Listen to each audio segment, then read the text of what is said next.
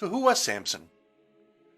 Samson had amazing strength. We all know that. He had many good qualities. He, believed the Israelites were to be delivered from the Philistines. And but he had weaknesses. One of his weaknesses was for women. And one of the first things that happened when he became a man is he fell in love with a Philistine woman and desired her to become his wife. And his parents didn't like it, but it wasn't technically forbidden by the laws of Moses. But on the way to his hopefully being married to this woman, Samson encountered a lion, a ferocious lion, who Samson killed with his bare hands, if you believe this stuff.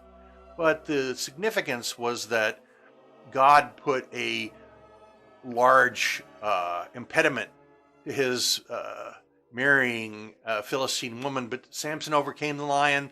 The lion's carcass supposedly became a hive of bees, of which Samson ate the sweet honey that was produced.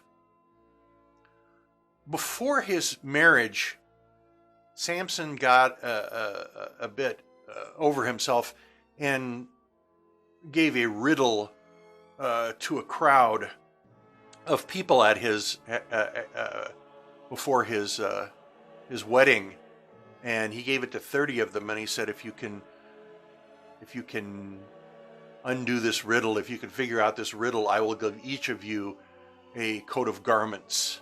And this was a really protracted process. And the riddle Samson gave to the wedding party was, what is sweeter than sweet, and what is stronger than strong? I'm compressing it here. And the people didn't understand it, and he gave them more hints, and finally they figured out that, the honey is sweeter than sweet in the hive of the lion, which is stronger than strong. And so Samson was, very full of himself and said, well, wait, I'll get you your 30 garments.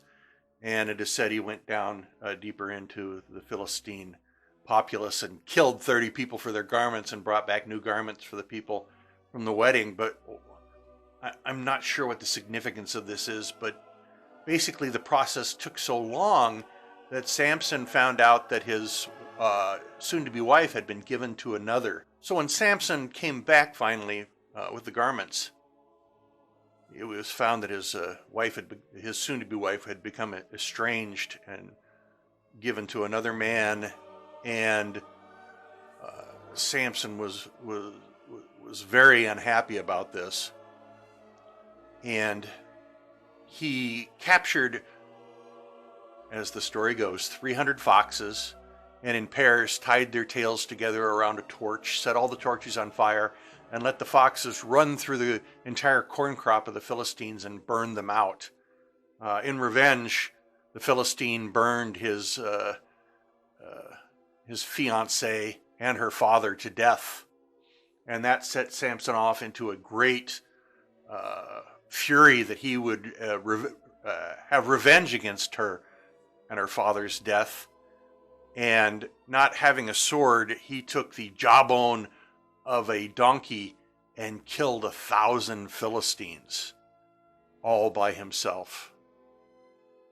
Quite a story. His strength is given over to God's strength that was supernatural in him.